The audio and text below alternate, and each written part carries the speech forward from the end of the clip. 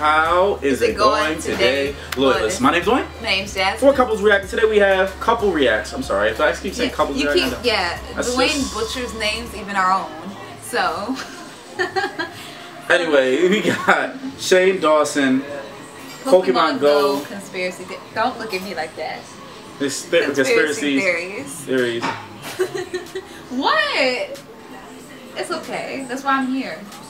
Let's dive on in. Let's dive on in because Jasmine was trying to roast me in the beginning. Let's dive on in. Hey, what's up, guys? Yes, today we're going to be talking about more conspiracy theories. Not conspiracy theories about a game that all of you guys have been playing. I haven't because it involves leaving the couch. Yeah, we're going to play again. He said he doesn't play because it involves leaving the couch. Pokemon Go has taken over the world. Everybody's playing it on their phones. Yep. Running around town trying to search for different Pokemon. And it all seems harmless and fun. Yep. Yeah. So there have been a few conspiracy theories that have come out about the game, and I'm going to break them down for you. And okay, the first one let me involves the CIA.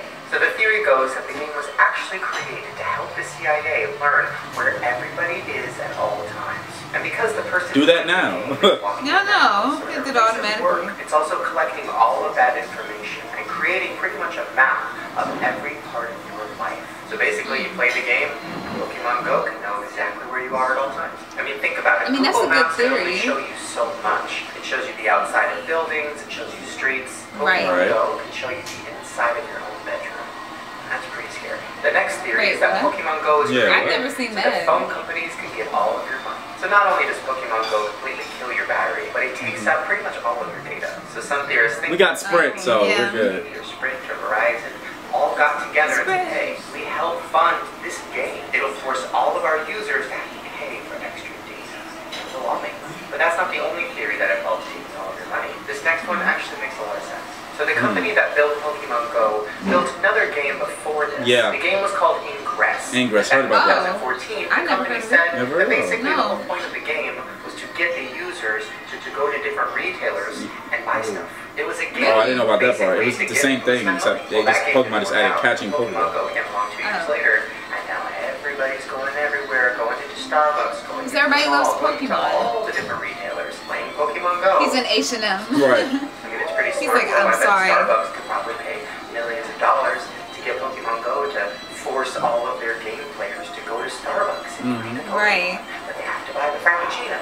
And also kind of scary. Now the next theory I hope people not that it's actually forcing the game to possibly be banned in China. And that's the theory. Banned? Japan and the US have been secretly working together on this game. And the point was so that the game would be played in China and they could find where secret military bases were hidden. And how they would do that is if somebody's playing in China, it'll tell them where they can't go. They gonna ban it in China? Here and here and here, but you can't go here and you can't go here. Well, that would let the US and Japan know where exactly it is. Must be something secret. Yeah. Must be where their weapons are, or where their secret military base. That's very interesting. And this theory made so much sense that it actually freaked out the people of China. And this game is still not being played there yet. I don't know. It's gonna be played there.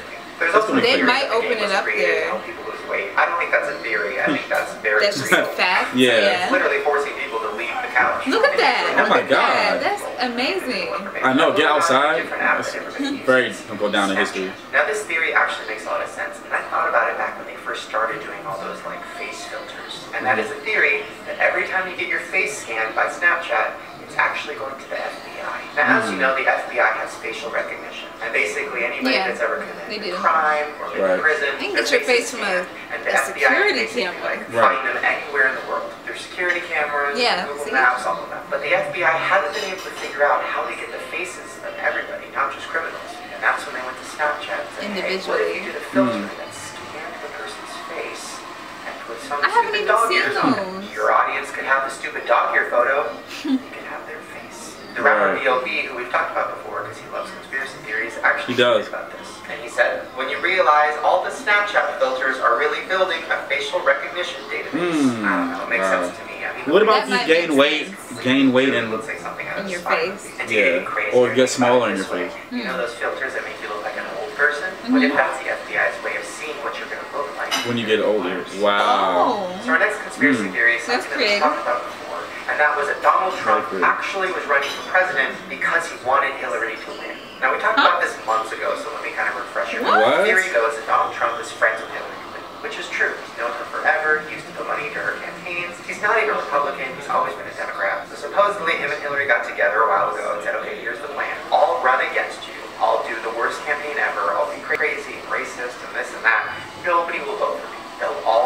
you, and then you'll win, and then I'll get more famous. It's a win-win. That was just a theory.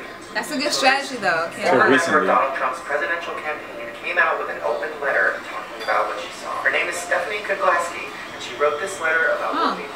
Almost a year ago, I was recruited for my public relations and public policy expertise. I sat in Trump Tower being told that the goal was to get the Donald to poll in double digits and come in second in delegate count. That was it. What? Trump camp would have been satisfied to see him polling at 12% and taking second place to a candidate who might hold 50%. His candidacy was a protest candidacy. Now, protest candidacy basically means the person running for president doesn't actually care about winning. They don't really want to. They're running for ulterior motive. So she pretty much just admitted the theory that he was running not to win. But in the letter, she also explained that she thinks that that's how it started, but then Donald realized he could actually win. And he was like, well, fuck the plan. I'm going to try to win this shit. And not because he actually wants to be the president, but because he just wants to be the most famous person. Right, he wants to be on top of the world. That just sounds like the truth. Now that sounds creepy, but it sounds very smart. I don't care, so don't come at me. Yeah. Republican or Democrat, I don't even know what I am. All I know is all this shit seems pretty fucking. Our next theory involves cloning, which we talked about before. Cloning is real, you guys. On May 13th. Oh, God, I can't escape it. Possession of a weapon by Oregon. It was released a couple years later. Oh, pause. I'm just gonna pause right here. Okay, why in the world would somebody out of everyone to clone? And I love Gucci Mane. Okay, I listen to his music. Okay, why out of every rapper you want to clone Gucci Mane? Gucci Mane. Out of all of them, not Kendrick, not J. Cole, not Drake. Yeah, not Tupac, not Biggie, not clone them and bring them back to life. You want to clone Gucci Mane. Now, that doesn't make any type of sense at all. I think that he just looks different because he was in jail, and you don't get as much food in jail. And you don't got time. You got weight. You have his time. You got his time, and you're sitting. So he's working out, and you're working out. So it's like he's gonna lose that weight. Like, come on now. That's just very irritating. Why? Okay. Why? Like, and they said the FBI, even the FBI said that's the stupidest. They responded actually and said that's just so stupid. Why would we want to clone somebody like that? That was but cloning so funny is real. To read, though. Cloning is real. They clone animals and everything. Clone Gucci Mane. Yeah, but let's dive back on in. Everybody was wondering if that was really him. So here's what people were pointing out. Before he went to jail, he had a removed it tattooed on the side of his face. And you know that? It's gone. He also physically looked completely different. He supposedly lost 50 pounds.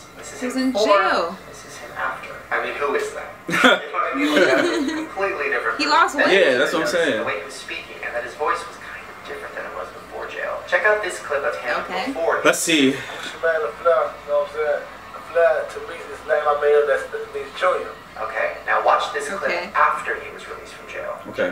So that was like really the turning point. You know what I'm saying? The day I went to jail, like I said, okay, listen, I'm gonna make this make me better. See? I mean, that's... Well, let's think about it. He had growths in his teeth. Yeah, and he was fatter. I mean, it does. Once again, was tweeting about it. A lot of people in the news started talking about it. Everybody was wondering, is he a clone? And supposedly, when he was in jail, he was stabbed by another inmate, and he survived. But some people are saying that he didn't survive. They saw him die, and that's when people started saying, wait a minute, if he died, what if this is a clone? What if the government? That means they're pretty far in cloning. To come back as a different person. Once this all started going viral, Gucci decided to go to his Snapchat and address it. And he said, okay. Gucci is a clone. I wouldn't even support him in those accusations. Listen, I know it sounds like he's joking. He's like, I can't confirm it, I can't deny it. But part of me is like, if it's not true, just say it's not true. Like if somebody said I was a clone, I'd be like, no, that's not fucking true. Maybe you are a clone. You're not allowed to admit it. Or maybe you're not I would hate to have a clone. So maybe it was maybe it's doing like evil stuff. Terrible. Without my permission. Terrible. Probably not real. And people's like, hey, right. Like a cross. Now next we're going to be doing an update. In my last conspiracy theory video, we talked about the YouTube channel, The Wonderful World of Zoe. I remember that. Remember, you did that. The Wonderful World of Zoe was a YouTube channel starring a girl, Zoe. She would talk about her life, and she was a vlogger, and she was a teenager. Well, then we found out that she actually wasn't. She was an actress, and the channel was created by a company that wanted to sell stuff to kids. Crazy. Well, then the girl that was Zoe left, and they hired another actress. Her name supposedly was Olivia, but we really didn't know that. We didn't even know if she was a real teenager or if she was an actress. And the story got really insane. Please check out the link down there to my last video because it's too much to recap. Basically, there was a YouTube channel where the star of it was fake. tweeting things about wanting to tell her side of the story, and that there's a lot of stuff that we really don't know. Her side of the story. We should do a Skype interview. So here it is. Interview with Okay, so Olivia, you saw my video, and now we are going to finally get the truth from you. What the fuck is going on in the world of Zoe? Okay, so I was 13 at the time, and this network contacted me because I wasn't signed to any networks at the time, and it was thoughtful. I'd never heard of them before, so they explained the situation to me, and basically what happened was she was a paid actress. They gave her scripts. They had the studio there. They said, here you go, be this person. And she said, great, awesome. She quit when her contract came up. She didn't renew her contract. And they had a contest to find the new Zoe, which was great as heck, because they just contacted me, and I had never heard of this channel. I had never heard of this network, but I was a brunette girl who kind of, sort of, could match that style and the actual appearance of her in thumbnails, which is why they came to me. I strongly believe that the views were bought because the second that I took over, like, they plummeted in a way that, like, even, like, the Daily Grace channel that has been switched over to whoever's running it now hasn't seemed like it was, like, instantaneous. That can only be if it was, like, something was off there. So then that can happen. Did you quit? I signed a 2-year contract like a dummy. Don't do that, kids. And I basically had a breakdown of, like, different personal reasons. And I explained it to them. I was like, the views are down anyway, like, subscriber to watch ratio is still poor, like, I'm getting better views on my channel with, like, 1,000 subscribers, like, that's not okay. So can I leave because I don't feel fit enough to be on this channel anymore? They said, yeah, sure.